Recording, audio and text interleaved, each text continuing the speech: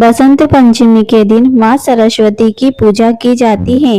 मान्यता है कि इस दिन पूजा के समय इस कथा को अवश्य सुनना चाहिए, जिससे मनुष्य की सभी मनोकामनाएं पूर्ण होती हैं। हिंदू पंचांग के अनुसार हर साल माघ महीने की शुक्ल पक्ष की पंचमी तिथि को बसंत पंचमी मनाई जाती है। इस दिन ज्ञान, संगीत और कला की देवी माँ सरस्वती की पूजा अर्चना की जाती है। इस बार बसंत पंचमी का त्योहार 14 फरवरी 2024 दिन बुधवार को मनाया जाएगा।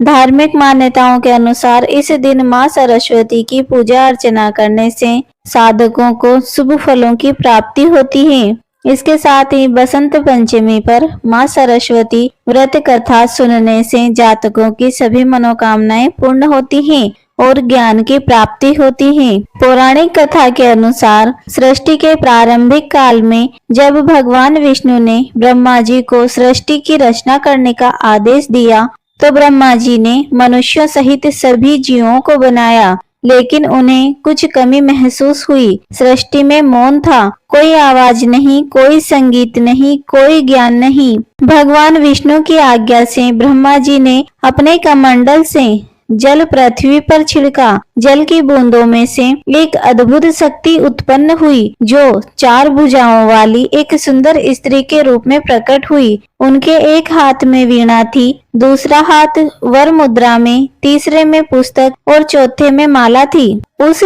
स्त्री ने वीणा बजाई और मधुर संगीत बिखेरा। संगीत की मधुर ध्वनि से सृष्टि में जान आ गई, जीवों को वाणी प्राप्त हुई। ब्रह्मा जी ने उस स्त्री को सरस्वती नाम दिया, जो ज्ञान, कला, संगीत और विद्या की देवी है। बसंत पंचमी की कथा हमें ज्ञान और कला का महत्व समझाती है।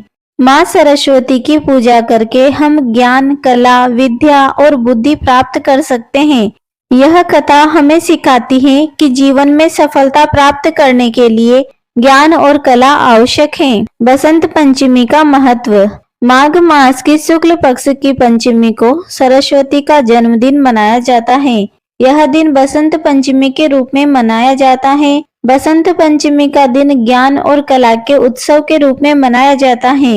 इस दिन विद्यालयों में सरस्वती पूजा का आयोजन किया जाता है। छात्र छात्राएं अपनी पुस्तकें और लेखन सामग्री माँ सरस्वती के चरणों में रखकर उनका आशीर्वाद प्राप्त करते हैं।